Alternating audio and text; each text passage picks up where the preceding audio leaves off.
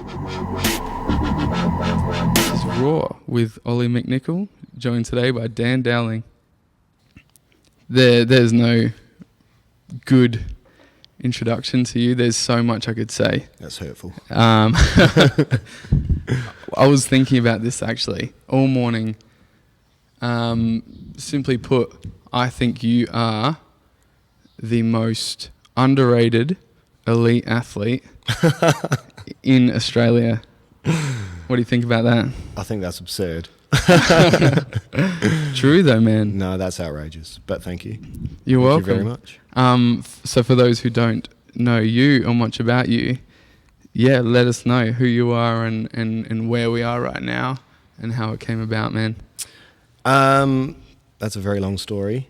But I'm, as you said, Daniel Dowling, half owner of Aesthetico Fitness with Jody. I guess more than anything, I'm a dad, first and foremost. And when I'm not playing Super Dad, I'm a gym owner here at Aesthetico Fitness. So we've been here just over 2.5 years now. And it was a very long journey to get here, but got here in the end. Only 2.5 years. Bit over, yeah. So we opened 1st of April 2017. Yeah. Yeah, wow. So 2.75. Yeah. Seems like a lot more. Yeah. Yeah, wow. How Yeah. long was it in the making before the doors opened? So from when we signed the lease for the warehouse to doors opening was 30 days. Wow. Yeah. And when we signed the lease, there were old cars in here that had been here 5 years. The lights were hanging down to the floor. Yeah, there was a lot of work to do. Very, very rundown, abandoned warehouse, but for the size we needed for what we wanted, that's all we could afford. So we had a very, very hard 30 days. Yeah, I bet. Was this connected to the mechanic behind us or next door? Unofficially, it was. They used it as storage, Yep. but they weren't leasing the premise. It had just sat abandoned for so long that the landlord let them keep cars in here. But I don't know what it was before us. I'm not sure. But it had been nothing for a long time. Mm-hmm. All the mezzanine and the offices were all rotting and falling down and had to be built again. And all the electricals had to get stripped out because they didn't meet code. All new everything. It was a lot of work. Yeah. But we got there. Yeah, and what an awesome place, man. Yeah. Oh, well, what was going on before this? What were you doing, man? Myself, so I was 7 years in construction. My parents had a building firm and I was the project manager for them. But I guess over a period of time, I realised that I was living out someone else's dream and not my own. So after a lot of talks with Jody, we decided to venture down our own path. So we started doing HIIT sessions out of another gym originally. And when that opportunity wasn't given to us anymore, we moved to a park out in Dover Gardens and we ran weekend boot camps there. And at that point we decided to start our own gym. Mm-hmm. And so from the day one to opening day, 30 days, and we were in business. Wow. And how long did it take to build that client base that you have now? Like, this is group training at its finest and most elite. Thank you. How did you find all these people that are literally like superhumans? Most of them found us. Yeah. Yeah. We started off really, really quiet. Without going into too much business detail, we had around 100 people that we had spoken to that were going to commit and sign up when we opened. And after the first week of trading, we had 16 members. So we were behind right from the start, which made it difficult. Mm-hmm. But we stuck with it when a lot of people probably wouldn't have. And slowly over the first 12 months, built up a good membership base. And word of mouth's our biggest thing. The more people that come here and see the sort of workouts we do and the results we achieve, just promotes more people coming. And over time, we're getting more and more, top level people coming through and pushing themselves. Yeah. It's great. Yeah. So how many members here now? Enough. Yeah. Yeah. I won't say how many, but yeah, always room for more, but we're happy. Yeah. Yeah. Yeah, no, it's incredible, man. For anyone who hasn't been here, the atmosphere of the place, as soon as you step in, whether you're training or just here to just check the place out and hang out, you feel it. Like the energy, even right now, there's just us few guys here. You know that shit goes down here. And I've had the honor of being within that shit. Yeah, like how did you... That atmosphere, what do you think? Do you think that the atmosphere that's here now is a representation of what you've experienced so far in life? I think the atmosphere in a gym or a gym in general is a byproduct directly of the members. So gym's only ever as good as the members are. And our atmosphere is so great because our members are so great. And you come here for the workouts, but you come addicted to the endorphin rush, the friendships you make, and just, like you bring the atmosphere with you. That's what makes it so great. Like the gym itself doesn't have atmosphere, it's the people in it. Yeah. Absolutely, man. Yeah. Oh, the amount of most of my PBs have been made here. I know. I've How seen cool them. is that? So proud. Yeah. And then PBs after that of the same movement, just over and over. You've pushed me to literally past what I believed I could reach. That's what it's all about. Yeah, man. Yeah, breaking those physical and mental barriers. Yeah. Speaking of which, let's talk the Aesthetica Games, and your shoulder leading up to that, while also doing that. What do you call it? The CrossFit? What was it? So CrossFit Open. Yeah. Tell me about that, man. So at the start of the year, I wanted to do something to push myself out of my comfort zone, and I certainly did that. So the first CrossFit Open was in February, and I went into that with no experience, no practice. I didn't practice for any of the events. I found out on the Friday what the event was and went in on the Saturday with literally no practice. I wanted to see what I was capable of without learning any of the movements. So that was a big reality check. But I was happy with how I went. And then for the first time this year, they ran it twice in the 1 year. So I went through again for round 2 about a month ago. And with the shoulder, so before the third event, practicing muscle ups, I dislocated my shoulder. 2 days from my first go at the third event. Probably shouldn't have done the event, but I did. Got halfway through and my shoulder popped out again, but I got it back in and kept going. Wasn't happy with my score, so I did the event again on the Monday, so 3 days later again, and it popped out a third time and stayed out. Another time I probably should have stopped, but I kept going again. So I finished the last 8 minutes with my shoulder out, and that was the end of the CrossFit Games for me, or CrossFit Open. Yeah, everyone who's dislocated their shoulder and has heard about your story with it has said that when you dislocate your shoulder and it's out and it's not gone back in, there's no using it. That's insane. You literally went against nature there, and what the heck just happened when you were able to still physically do the exercises? Yeah, so unattached. Yeah, it was hard. I think like mental pain, physical pain from injury or just pushing yourself, I think is for a lot of cases it's more a mental thing than a physical thing. Being able to push yourself past or ignore the pain, and I think that's an ability I have more than a lot of people. I think I can get through. I've got a high pain threshold, and I can push myself when you're deep in that pain cave a bit more than a lot of people. And I think that was what got me through that last 8 minutes. But silly thing to do.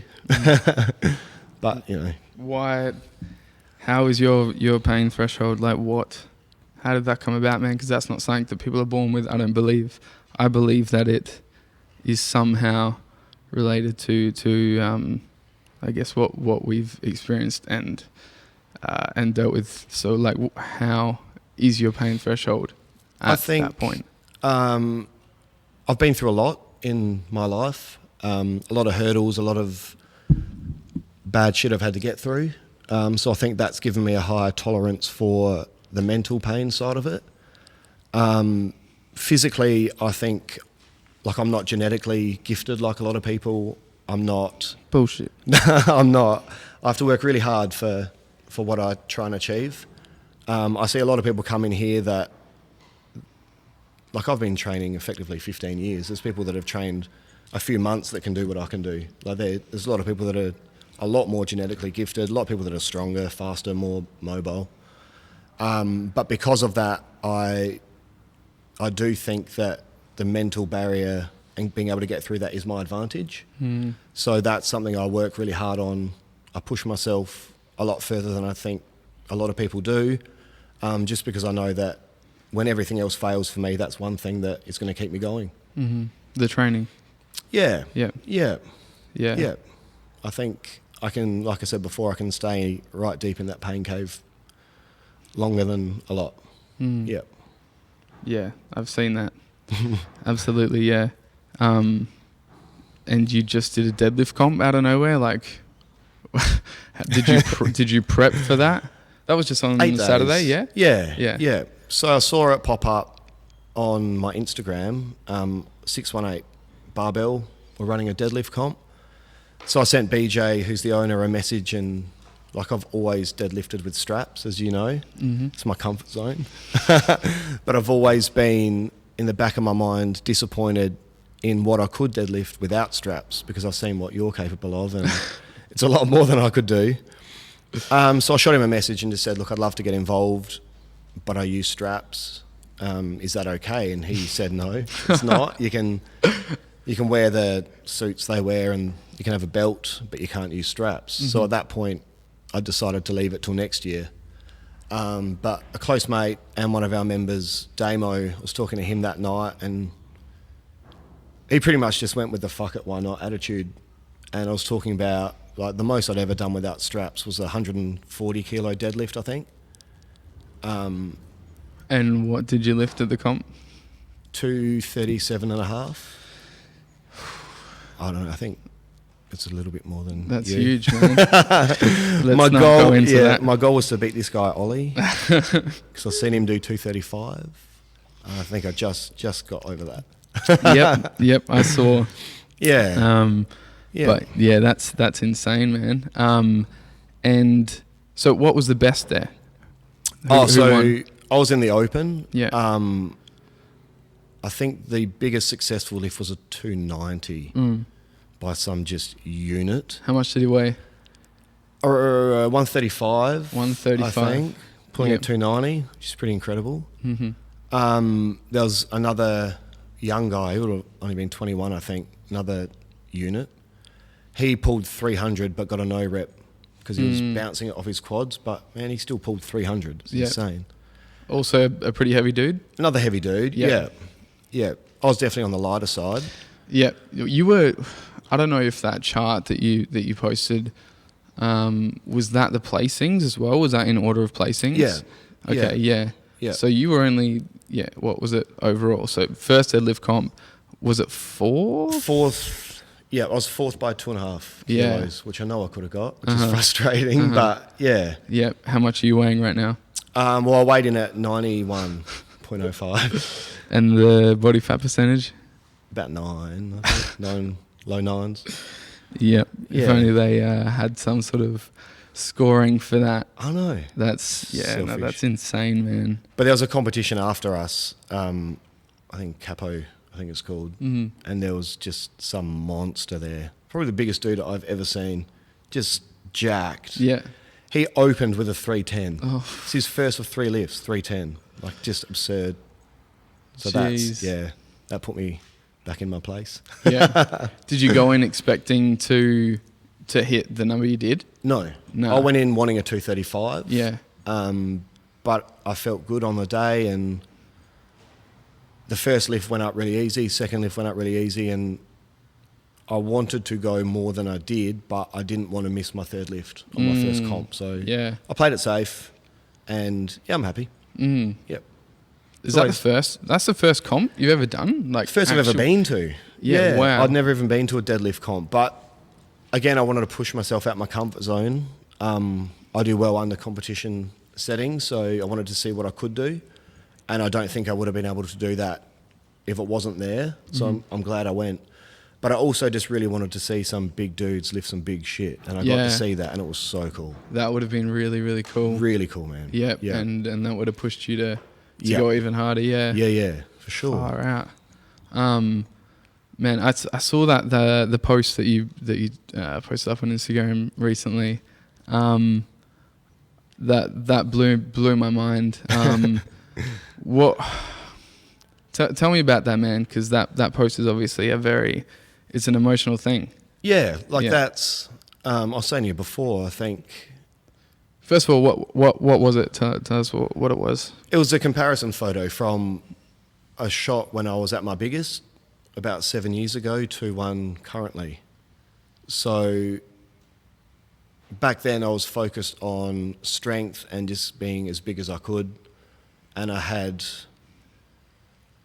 about 20 kilos on what I am now, but very unhealthy, very unhappy, just not focused, no drive, no push. But I think a lot of people misconstrue what I put on social media as being arrogant or being like big-headed or full of myself, when I'm very proud of the journey I've been down and where I've got myself to. And I just wanted to put that up just to say, this is my social media, this is what I'm about. If you don't like it, scroll on or unfollow.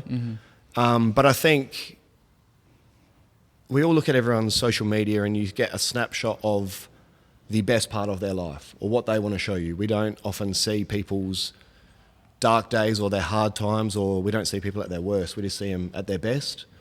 And like I do that, I put up my best photos. If I've got 5 photos to pick, I'm going to pick my best one, of course. But I thought it was about time I put one up to show where I've come from. Yeah. How many people know that? I had no idea that you weighed. What was it? Do you want to say the weight? Yeah, so I was 108. 108 kilos. Yeah. And I was strong as fuck. But, 220 kilogram bench. Yeah. So strong, but just so unhealthy. Yeah.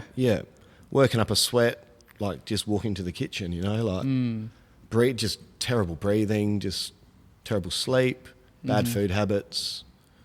What made the switch then? Because that's huge, man. That's an entirely different way of looking at your life and treating your body. What did that? So that's when I went through a marriage divorce. Again, something else a lot of people don't know is that I have been previously married, but just went down a path of self-sabotage and just a big downward spiral that one day just clicked that I need to get myself out of that. And to be honest, I don't know what triggered the change, but something definitely did. And I guess like when I met Jodie, because she was so fucking fit, like I needed to up my game big time. So that was a big push for me. But not sure what triggered it, but there was definitely something there. I guess my own unhappiness. Yeah, that's what I was. How did you feel about yourself? Terrible back then. But I guess the worse I felt, the more I went down that path, and I didn't realise that I was feeling so terrible because I was doing it to myself. And it's not until you have to realise that yourself to make the change. Like you can have all your mates in the world saying you're not happy, you're like you got to change, but until you realise yourself, you're never gonna get yourself out of that. Yeah. Absolutely, yeah. It's people get addicted to that feeling of playing victim, and you just go deeper and deeper and solidify that that mindset for sure. And I was a shocker for that. Like everything's everyone else's fault. The world hates me. Why me? Like that's bullshit. 100%. Like things happen that you can't control. You can only control what you can control, but it's how you react to things and how you get through them that make you who you are. Mm-hmm. And we can all play victim all we like, but if the whole world plays victim, then, you know, Yeah. who's going to come out on top? Yeah. No one. Yeah, I've been there. Yeah, far out. That's crazy, man. Yeah, wow. Thank you for sharing that. That's okay.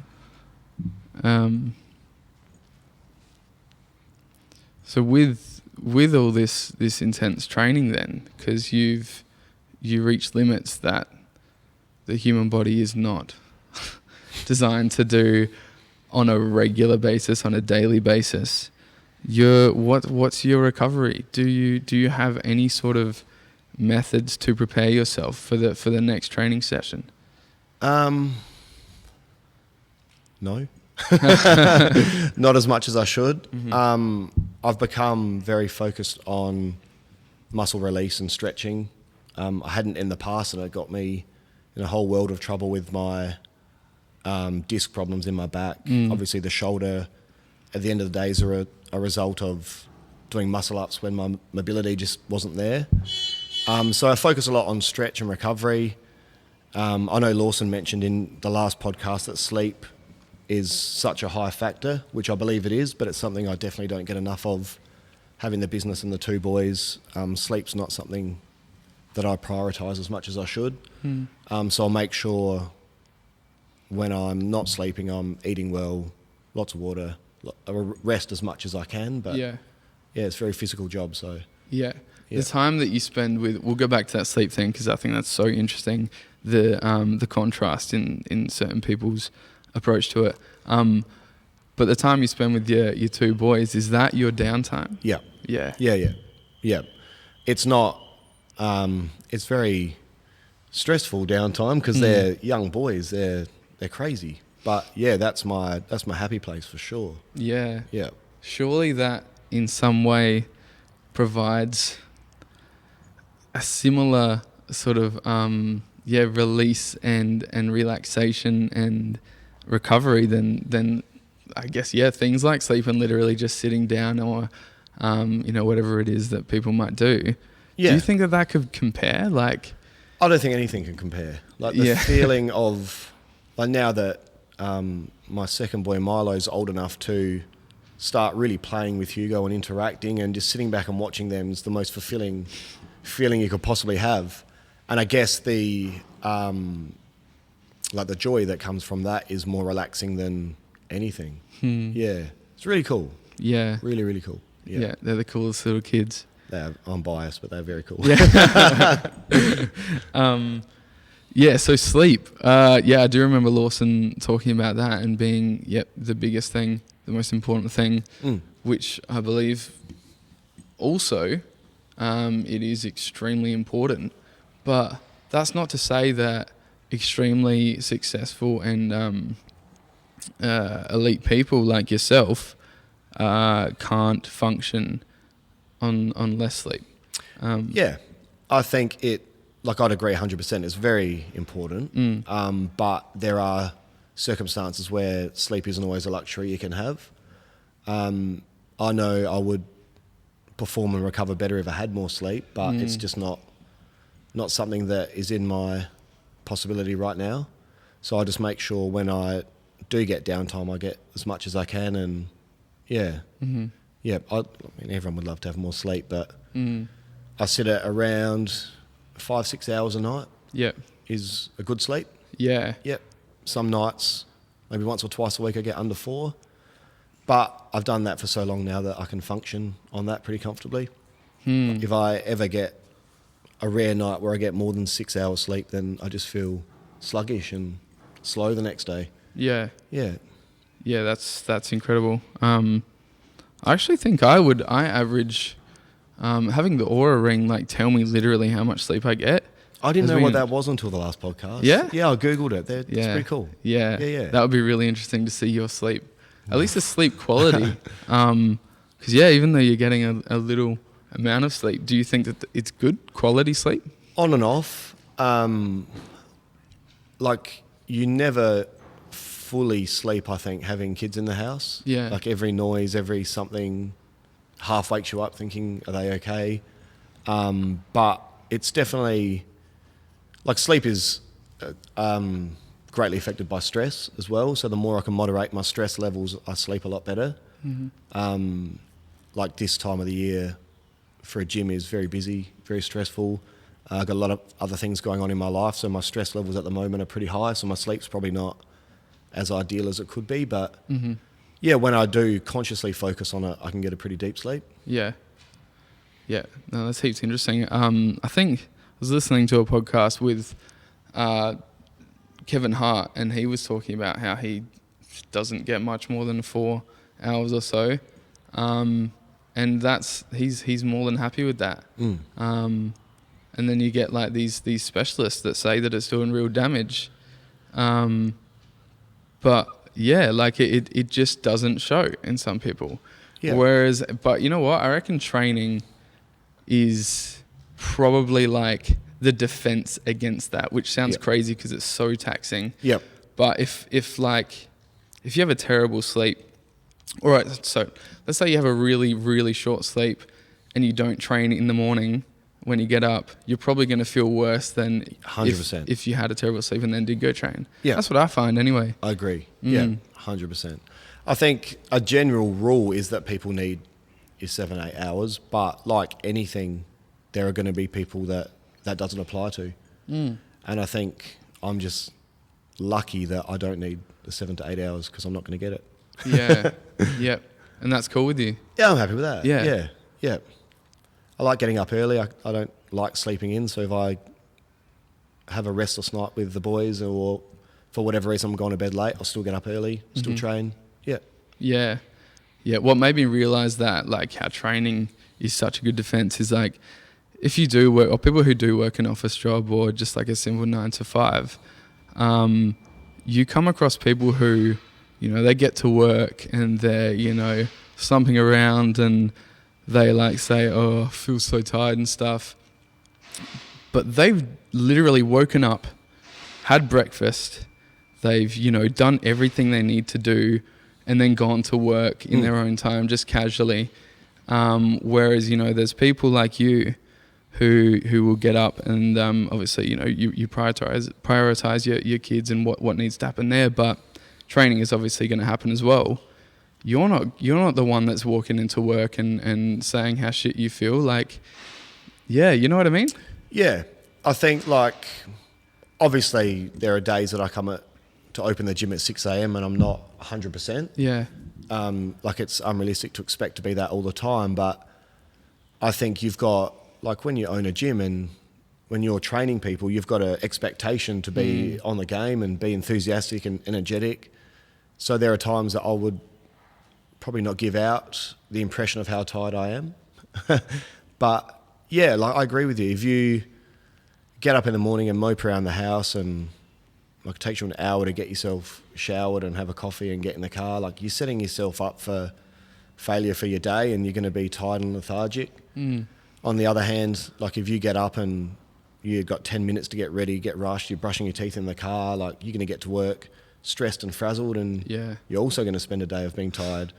You just need to get in a routine, stick with it, find what works for you and just keep that going. What is your morning routine then? So most days I'm up about 4:30, 4:45. I always listen to a podcast of some sort in the morning. It's been yours since you had your first one. I listened to that one through a few times. It's fantastic. That's awesome, man. Thank you. But something that's going to get my day started off right, something positive. Even if it's just in the shower, I've got some music cranking, or when I always prep my breakfast to bring to work. So while I've got that going, I have something that's going to get me boosted for the day. Yeah. Diet-wise, what are you doing at the moment? What's your diet look like? So I'm predominantly vegetarian. I haven't made the decision to go vegan because I fucking love cheese. Really? That's your... Yeah. Wow. I have cheese on everything, man. And I'm going to really probably offend you here, but there is no good vegan cheese. Don't say bio cheese, man, because that tastes like ass. I agree. Thank you. But yeah, like in January, I went vegetarian for a month to win a bet.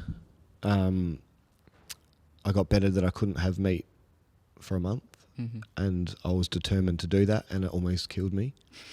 But no, actually, it was a lot easier than I thought it was going to be, and I never looked back. And now I only really have meat maybe once a week or fortnight. If I'm out and I see something on a menu that has meat, I might choose that. But I never cook meat or have meat in the house. And yeah, my body's just loved me for it. Yeah, wow. Yeah. That's awesome, man. Like energy levels and... Crazy. Like I would have thought the opposite. But my energy instantly got better. My digestion got better. My strength went through the roof because I wasn't flat and heavy off of a kilo plus of meat a day. And yeah, best decision I made. And yeah, coming on almost 12 months. Wow. Yeah. You kept that under... you didn't really let that out much at all, did you? No, I put up, every now and then I'll chuck up something I eat on Instagram, but yeah, it's not something, I don't know why I don't talk about it, but I don't. But yeah, there's this big stigma that meat's manly and it's going to make you strong and big and muscly, but just made me really flat and lethargic. Did I inspire you? A fair bit, yeah, a fair bit. You've inspired me in a lot of ways. That's definitely one of them. It's like, I guess I fell into that trap of thinking you can't be an elite athlete without meat, which is far from the truth. And seeing someone your size and your strength and the things you're capable of being vegan is just, yeah, that was big for me. I needed to see that. Like you see, obviously the documentaries and shit going around, like you see it on the TV, but to see you pulling 235, not eating meat was a big wake up call. And yeah, that helped me stick with it for sure. Yeah. That's awesome. Yeah, man. I don't know how you don't eat cheese though, but yeah. there you go. You know, there have been a couple of good ones. Bio cheese, I agree. You know, I'm not going to touch that. No, that's a lie. I'm too easygoing, like, but I don't think of it as cheese, so I'm not trying to compare it to something that tastes alike or is as good. Yep. But there's been a couple. I think you find that the most organic and the most like the least processing done to it. They're usually the ones that come out a lot better. Like, people make some really good ones. What do they make them out of predominantly? Soy. Yeah. Soy cheese. Yeah. Yeah, no, there's been some really cool ones. I'm lactose intolerant, so the dairy side of it's no big deal to cut out. Wow. So milk, yogurt, like no issue, but just my cheese. Do you know that 2/3 of the world is lactose intolerant? Sensitive or intolerant? Intolerant. Wow. Yeah. Yeah. Yeah. I'm definitely at the top scale. Yeah. Like if I'm going to have a nice coffee, I might as well sit on the toilet while I have it. It's horrible. Yeah. Yeah, I heard that and wow. I was pretty blown away. But then it made me think, okay, well, is that not saying something? Yeah. Like, yeah, like, and these people that are saying it, what are they taking away from it? Like, I don't know, is it okay to just drink milk and feel uncomfortable, or just not do it and feel really good? I'd probably rather not do it and feel really good. Yeah, that's what I think anyway. Like, yeah, surely that's saying something. You know, it's our body's reaction to something that we're putting in our body, and it's not a good reaction. Where do you draw the line there, though? How many things as humans do we put in our body that we know we shouldn't? But you know, that'd be like saying 2/3 of the adult population don't consume alcohol at all, but you know, 99% probably do. We know it's bad for us, but true. We love putting shit in our body that we shouldn't. Yeah, we're good at that. Yeah. Self-Sabotage. Yeah, absolutely. Getting deep now. Yeah, no, it's good. Deep is good. Like this microphone is just right here. Yeah. It's up in my grill. Yeah. I'm not used to having something so in my face without getting defensive. It is a strange feeling, something to get used to for sure. I'm not quite there. Is there anything else that you wanted to touch on, man? No, I came in just blind and yeah. Yep. Just whatever you wanted to talk about. I've got a few questions I want to ask you at the end, though. Mm-hmm. So when you feel like wrapping it up, I'll take over. All right. No, that's cool. Yeah, no, I was the same. I didn't want to overthink this one. We obviously have a very strong connection, and you came into my life at a really, really important time, a time where I needed some masculine energy, something to kind of give me something to punch me in the face, I guess you could say, and that got me out of a victim mentality and playing the victim role a huge amount. So thank you, first of all. You're welcome. But yeah, so I didn't want to overthink going into this one, because I knew that any conversation with us could have cameras on and it would be awesome. It's probably a lot that we're glad we didn't. Yeah. But no, I think we came into each other's lives at a very important point. Mm-hmm. Like what Lawson said about you guys starting this podcast, I think for yourself, you knew what you needed to do. I think you just needed a few certain people to tell you that also. And the combination of you knowing it and hearing it, I think has made a big difference. And like I've seen you transition in the last 12 months into the most incredible person. Absolutely. Just so proud of you, proud of everything you've done, everything you continue to do. Yeah, you should be so proud of yourself. Thank you, You've man. made a fantastic transition. It's really good. Really, really good, man. Thank you. Thank you All so the much. feels. Oh, that's awesome to hear. Yeah, wow. Has been a big 12 months. It's been huge. Self-growth is phenomenal. Yeah. Yeah. How do you feel about everything now? In general, just life. It's been pivotal. Like, yeah, last few months even. Something's just kind of clicked. And I'm a better human being for it, I think. Yeah. You've always been a good human. Thanks, man. What do you think has been the biggest change in me? Your confidence, your self-confidence. Yeah. I think you're getting you still got a long way to go in believing in yourself to the extent you need to, I think. But you're getting there for sure. Like even before we started today, like you said, this is the biggest thing you could do that would be outside your comfort zone, but you're doing it. And I don't think 3 or 6 months ago you would have done that for sure. The fact, like, I know what this means to you doing it, and I'm so proud that you're doing it because it is such a big thing and you're killing it. Like, you would never, even before like the mics were on, I would just, if I didn't know you, I'd have no idea that you were that uncomfortable with it because you don't seem it. Awesome. That's really good. I'm glad I had it well. You do.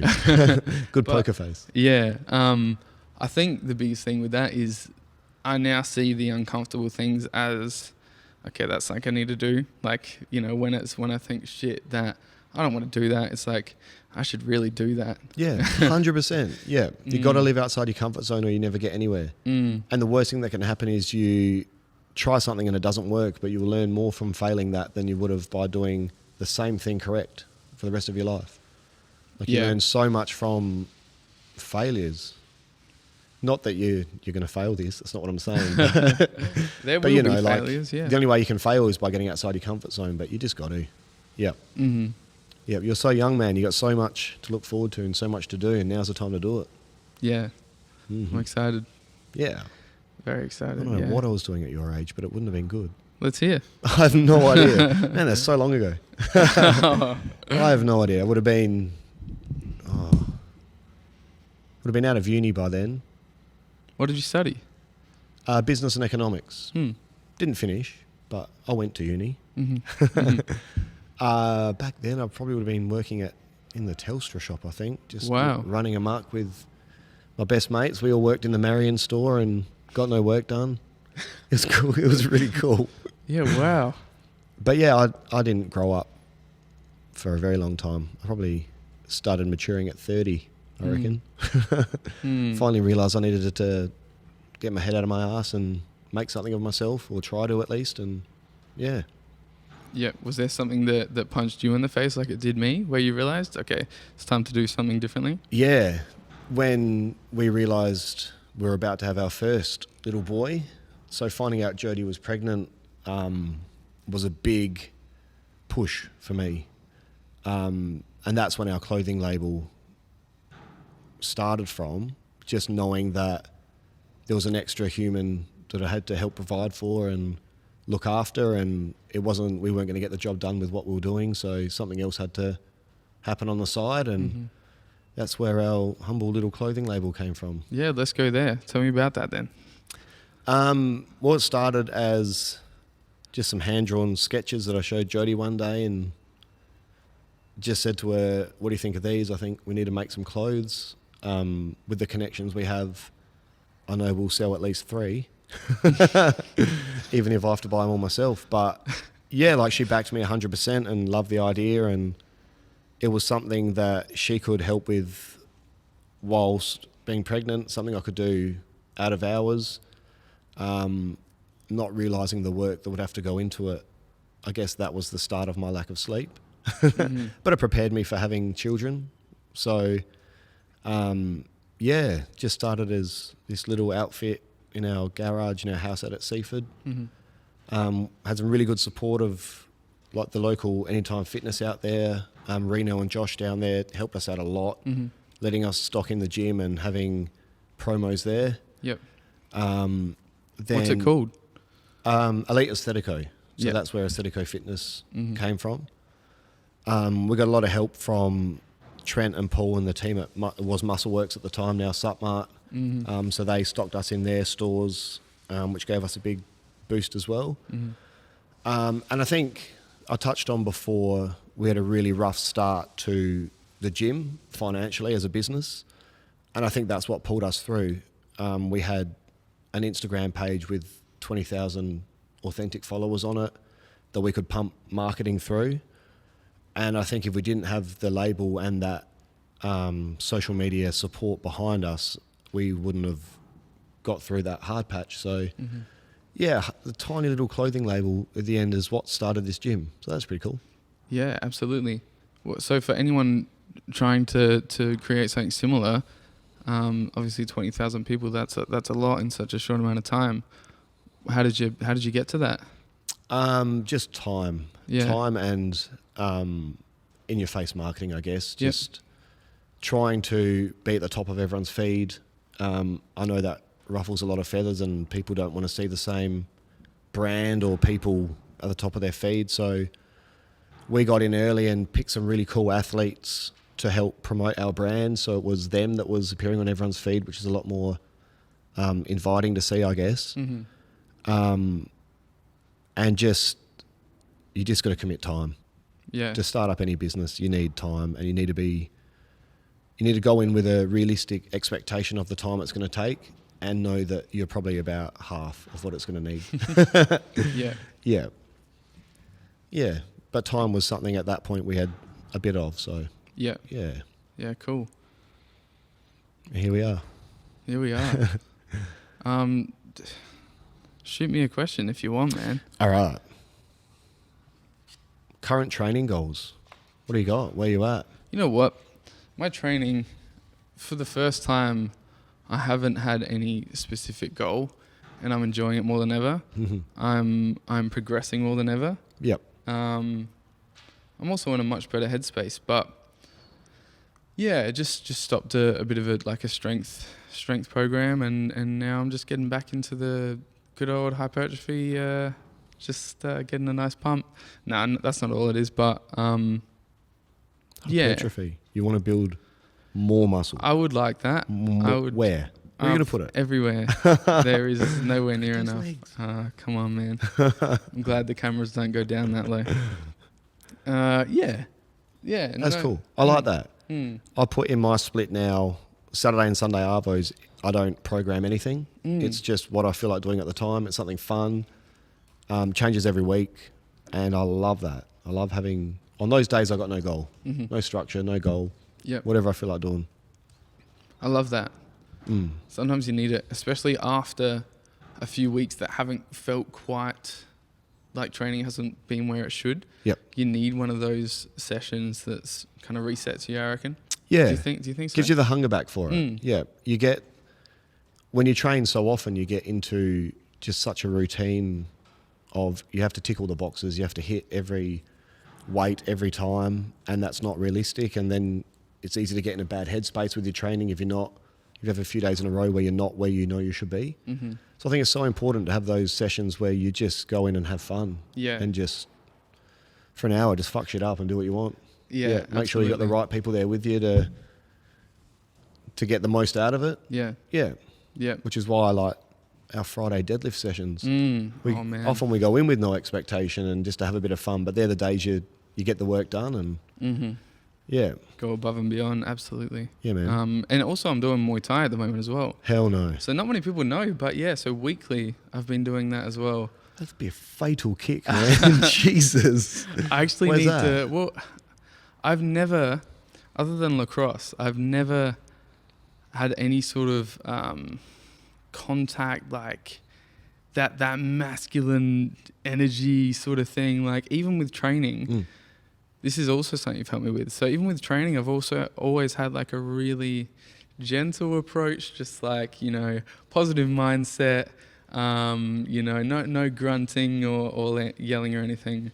And yeah, I don't do that now, but like there's also something to say for bringing bit of aggression. a little bit of aggression. Yeah. And you've taught me that. Yeah. Not that that's what Muay Thai has been, but it's exactly what I've needed. Like, yeah, throwing punches, throwing kicks, learning technique, learning how to move my body. And learning how to pull back on the power as well. Yep. That's been a huge thing. Like at the start, I was trying to throw like, you know, really, really strong and heavy punches and kicks, but they were obviously slow. And the technique just kind of, it was very ineffective. But I'm getting to the point now where I'm getting a bit lighter on my feet, and everything's just kind of falling into place. So, yeah, Muay Thai is wicked. Mm-hmm. Yeah, I did that growing up. I did a lot of Muay Thai. I did BJC with a friend at the time, Phil. So that was a mixture of taekwondo and kickboxing. Yep. And for me, growing up, that was a huge way to release aggression. Like a good funnel for my anger, I guess. I was an angry and troubled youth, I guess. And that for me was a huge way of getting that out without jeopardizing anything else I had going on. So yeah, I get that 100%. Yeah. Yep. Some people think like field training is an outlet, but that has been more of an outlet than anything so far. That's so I find cool. that the days I'm more emotional, I can't wait to get back into the gym for Muay Thai. Not so much for weight training, but yeah, it's when I'm feeling down or that there's something going on, I'm feeling a bit stressed, I need to go and punch and kick and learn how to do it. Where are you hoping to go with that? Down towards the competing side or maybe? I don't know.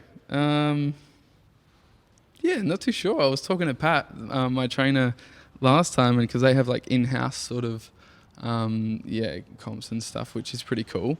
I mean, I wouldn't if I got to the point where I was like good enough to go up against these dudes, which they're incredible, man. Like, then I would for fun. I think that would be awesome. Yep. Fuck, that'd be scary. Going up against you, it's a no from me. There have been some missed kicks and punches that I've thrown at Pat, and almost hit him. Yeah. So, but no, he's been lucky enough to dodge most of them. Cool. All right. Well, that leads on to my next question. How did your legs get so big, or where did you buy them from? I don't even think they are. Are they even shorts, or are they 40-inch waist pants you've had to cut the bottoms off? I really think people they overreact. I really don't see what they're seeing. I love training legs. I mean, if they really are, I don't know what people say. I've loved training legs more than anything. Yeah. You know what really works your legs? What's that? Sleds. You've told me, I've heard, and yeah. We'll touch on that that's coming. But no, leg day is something else altogether. Yep. Something Another outlet. extremely, yeah, have a huge emotional connection to the things you do when you walk into the gym and you're about to train legs. So Nice. Love it. Okay. 2 parts to this one. Describe yourself 5 years ago in 3 words, and then describe yourself now in 3 words. Man. Small? Not physically. I mean, yeah, probably, yes, physically as well. Small.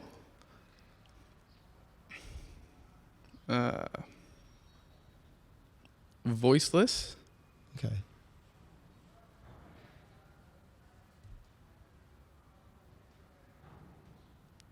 And I was a victim. I was victim more than anything, because I chose to be. Okay. What about now? Now, Definitely not small. not mentally anyway.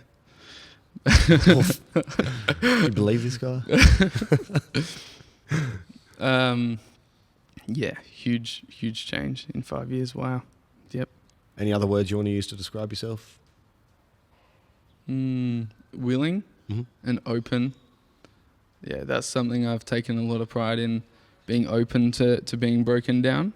Yeah. Because I know that there's a lot of underlying things that need to be brought to surface level. Yep. Yeah. Yep. 3 words I'd describe you. Powerful. Not just physically. I think you're a powerful person. Gentle. I think you are one of the most gentle-natured people I've ever met. And I'm not going to use this 3rd one because I reckon I got one that's better, but motivational, I'm going to say, is my 3rd one. Wow. I think you'll never realise how much you motivate other people because you don't see yourself the way we all see you. So there you go. There's my 3 words for you. Wow. Thank you, man. And my last question, and you have to commit to it now. Mm-hmm. When are you coming for a conditioning session? Oh. I've got to get you back on those sleds. Jeez. By the end of the year. By the end of the year. Promise. It's on record. By the end of the year. Yeah. Man. All right. Sweet. Yuck. I'll bring the bucket. Yeah, please do. That first, yeah. These people who you have here, there's mums, there's dads, there's these people who are twice my age, 3 times my age, and they are doing things that I could not physically do. Like, and being in the same room as them and watching them go as I walk out and have to find the nearest drain. Yeah, far out. You've done incredible things with these people, and I'm sure it's literally changed their lives. I think it has for a lot of people, but Yeah. you're only going to get out what you put in. And I think what gets overlooked a lot in this gym is that it's like the little girls that are so little and petite and don't weigh much that are pushing sleds the same as the 100-kilo guys. And every time they push a 40-kilo sled, it is so much closer to their body weight than a 100-kilo person pushing 1/2 their weight. And that's incredible. Mm-hmm. And they keep up, if not go faster. It's definitely a gym where, like, the girls just dominate in here. They do. Because their power to weight ratio is phenomenal. And we've run sessions before where you got to push a sled at your body weight for the whole session. And the girls just run rings around us, man. It's really, it puts you in your place. Yeah. Yeah. I love that. Yeah. Some incredible female athletes here. Far out. We got Kim. Kim was in this morning for a session. She had her first little boy, Artie, I think 6 or 7 weeks ago. Mm-hmm. And she was in here and you wouldn't even know she'd been away. Like, really? Yeah. They're just, the muscle memory and the ability to come back strong is just phenomenal. Yeah, wow. Yeah. But yeah, some of the people we have here is incredible. Like you said, mums. Yeah. We have people that train up to 36 weeks pregnant. Like, everyone's got their own journey. Everyone's got their own reason for being here. And yeah. Yeah. There was a bit, we'll finish up soon, obviously. But there was something that Lawson said as a coach, how when you first bring someone on or they've come to you, there's underlying factors to why they're there with you. Yeah. Do you find that that's the same with the group classes, or how do you break through that then? Yeah, because it's not so much one-on-one, is it? For a lot of people, it's more daunting walking into a group fitness atmosphere because you don't just have one person you have to hide behind when you're telling them why you're there. You've got like up to 30 people in the room that are all there. And I think he hit the nail on the head. There's a lot of people that I don't think they even realise why they walk into a gym. Like, yeah, they want to lose weight or get fit, or I really like the way he said, yeah, but why? Like, why? For what reason? Why do you want to do that? Well, I want to lose weight. Why? Why do you want to lose weight? And there's so many underlying reasons for why people are in a gym, and you should never underestimate that. Yeah. Like, you see all these things on YouTube about people doing exercises wrong in the gym and getting laughed at, and like there's whole videos on it, but you never know why that person's in the gym. For a lot of people, it's more, if not the same as like a mental workout as a physical. Yeah, it's people's therapy, it's their safe place. And that's what we really push here, that this gym is your safe zone, your safe place, and there's no judgment, there's no comparison. You've got people that have never been in a gym before up against elite athletes. Well, not against, training next to or with. Yeah. And that never gets overlooked here. It's everyone's in the same boat, everyone's on the same page. It's just one big family, and it's so important. I love that so much. Yep. Yeah, that's incredible. And yeah, that kind of, I don't know why, but that kind of hit hard, mentioning all these videos of people like, the gym memes and stuff. Yeah, that's so true. If you've got time to film, you've got time to go and help. Yeah, exactly. If you're seeing someone do something wrong, like obviously a lot of them are put on and set up. Yeah. But there's a lot that aren't. Yeah. And if you've got the time to film and laugh, you could have used that time to go and find a trainer to help them or help them yourself. Yeah. Exactly. Hate And that. what are you doing on your phone anyway? If you're serious. Yeah, get off that's your phone. it. Yeah. Yeah. But yeah. That's so true. I think the fitness industry in that regard can be a very toxic and negative industry, and it's just so unnecessary. Yeah, it's a shame. It is, yeah. But that's why gyms like this are so important, because you just wouldn't cross anyone's mind to do that here. Has it always been that way from the get-go? Yeah, we pushed that hard from the start. Yeah.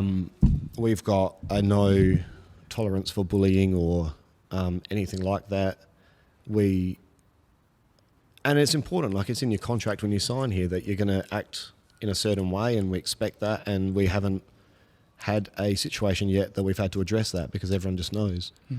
And like you said, with the atmosphere and the vibe, like you feel it. You come in and you're positive, you want to be a part of that. You're not going to look to criticise anyone, or as a trainer, there's only so many directions you can look at any point of time, and it's fantastic that we have members that have been here for a long period of time that will help other people along. Yeah. I've only got 2 sets of eyes, 1 set of eyes, 2 eyes. I can't see everything that goes on in a place this big, so yeah, it's really cool that the other members help out and give advice and tips. And there's no levels. There's no levels here. It's all just on the same. Everyone walks in happy. Everyone walks out fucked and happy. Yeah, that's so true, man. How are we doing for time? How are we doing for you, man? Yeah, I think we're good. Yeah. If there's other stuff you want to touch on, if I'm not boring you to all, death. man. I just want to say, so for anyone who is in that, who really, really does want to get into their training and finds it quite daunting to be at a gym, they need to come to you. Yeah. They need to come here. They need to check it out. It's anyone who is thinking about it, just come here, just sit down, watch a session. I think that's important. Absolutely. Obviously our sessions are very hard. They're not for everyone. But I think if you don't feel like you're at a point that you can do a session, it's important to come and watch. Because I think watching can make you realise that anyone can do it. All of our sessions are catered for any fitness level. But it can be very daunting walking into a commercial gym and seeing all the equipment that you don't know how to use, seeing a lot of really fit people that don't even look in your direction. That can be very intimidating. But to my knowledge, we've never had anyone walk in for a first session and walk out feeling ignored or feeling worse than when they walked in. So if you are looking to start a fitness journey or get some help in that regard in any way, I think this is the perfect place to come. Yep. Yeah. Absolutely. I agree, man. Absolutely. Look, I'm always welcoming. Jody's fantastic. The trainers we have here are really, really good, really welcoming, top notch. Yeah. Yeah, man. Well, That became a big sales pitch, didn't it? No, not at all, man. People didn't need to know what this is and what you're all about. We're all word of mouth, so Yeah. yeah. Yeah, Thank I you for love that. it. Of course, man. Thank you so much. Yeah, and thank you for the hospitality as well, making this Anytime. possible. Yeah. Should we finish up there then? I think so. Awesome. I'm honoured to be on here. Thank you. Thank you. I'm honoured to have you, man. Truly. Thank you for the kind words, everything that you've done for me. Yeah, you've been an incredible influence. So thank you, man. So have you. Thanks, Thank Ollie. you. Love you, man. You too, bro. Awesome.